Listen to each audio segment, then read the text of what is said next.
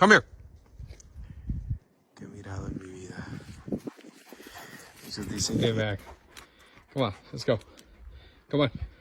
They said he was a failure, a disgrace to his bloodline, a police dog who couldn't even pass basic training.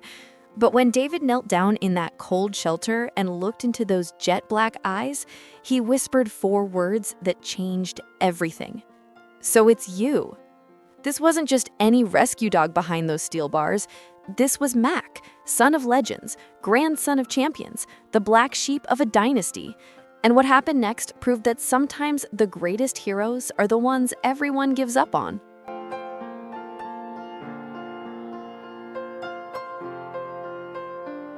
Mac's identity was carved in stone before he even opened his eyes. Born in a police station to parents who were royalty in the canine world, his father an elite diplomat protection dog who'd saved 3 lives, his mother a narcotics detection legend with a 98% success rate, Mac was supposed to be greatness incarnated. The litter arrived and his siblings were golden, brown, spotted. Then came Mac, pure midnight. Jet black from nose to tail, coat so dark it seemed to swallow light itself. You could see it immediately. This one was different, special, destined. They assigned him to narcotics training like his mother, and that's when everything fell apart. 6 months old, training began, and Mac was a disaster. Not because he couldn't do it, because he wouldn't. He couldn't sit still for 5 seconds. When the trainer held up the ball for focus exercises, Mac's eyes didn't lock on target. They locked on the ball itself, desperate to grab it, teeth it, destroy it like a wild animal. Every session was chaos. Every test was failure. His siblings graduated with honors, while Mac failed every single evaluation. The disappointment in the trainer's eyes cut deeper than any punishment. By his first birthday, they'd made their decision. Mac would never be a police dog. They retired him, not with honor, but with shame, and shipped him off to a facility where failed canines go to wait. Behind cold metal bars, Mac sat for months, watching his purpose dissolve into nothing. Meanwhile, David was living a different kind of emptiness. Retired canine trainer, never married, no family, just endless solitude in a house that echoed with silence. He'd spent 30 years shaping champions, and now he wandered through life searching for something he couldn't name. If you're watching this and haven't subscribed yet, I have to say I'm a little heartbroken. Stories like this need your support. Hit that subscribe button right now. You won't regret it. David started visiting shelters, not really knowing what he was looking for, just knowing he needed a companion, someone to fill the void. Then one afternoon, he walked past a kennel and froze. A massive black German shepherd sat inside, perfectly still, eyes forward, posture military precise, despite the failure stamped on his file. David's heart stopped. He grabbed the attendant. "That dog, tell me about him." The attendant pulled up the records, and David's hands started shaking. Mac, son of Kaiser, the dog he'd trained 8 years ago before his transfer, the bloodline he'd helped build. This was Kaiser's son, sitting in a retirement facility at barely 2 years old, labeled worthless. David's voice cracked when he knelt down and looked through those bars. "So it's you." Mac's ears twitched, first movement in hours. David explained he wanted to adopt him, but the attendant shook his head. "These are retired police dogs, sir. Only active or retired law enforcement can adopt them." David pulled out his credentials with trembling fingers. Retired canine trainer, 30 years served. The attendant's expression shifted. "That's valid," and started the paperwork.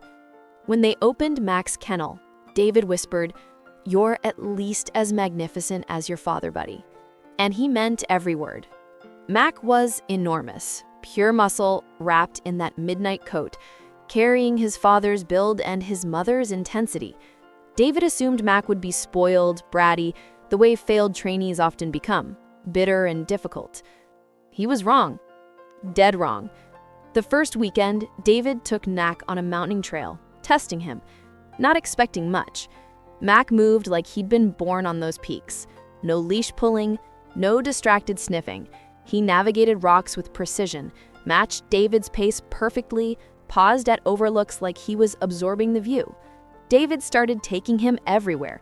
Longer hikes, steeper climbs, multi-day camping trips. And every single time, Mac transformed. This wasn't a failed police dog. This was a dog who'd been placed in the wrong job. Mac didn't want to find drugs or protect diplomats. Mac wanted the wild, the freedom, the endless trails and mountain air, and the kind of companionship that didn't require commands or tests or proving anything to anyone. For the first time in his life, Mac's tail wagged without hesitation. His eyes lost that hollow, purposeless stare. He'd sleep by the campfire, head on David's leg, breathing deep and steady, like he'd finally found what he'd been searching for. David realized something profound. Mac hadn't failed. The system had failed Mac. They'd tried to force him into a mold built for his parents, never asking what Mac actually needed. And what Mac needed was this: open sky, rough terrain, a human who didn't see him as a project or a disappointment, but as a companion, an equal.